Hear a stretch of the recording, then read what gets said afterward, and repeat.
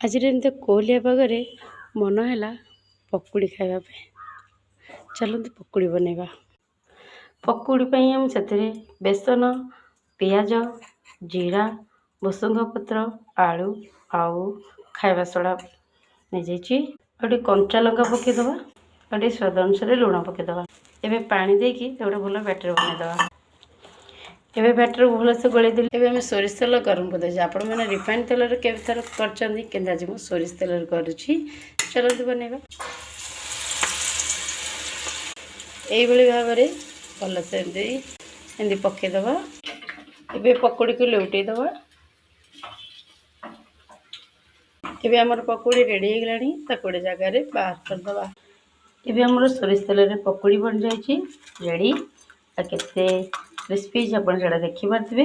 एवं खाई कहूँ टेस्ट है।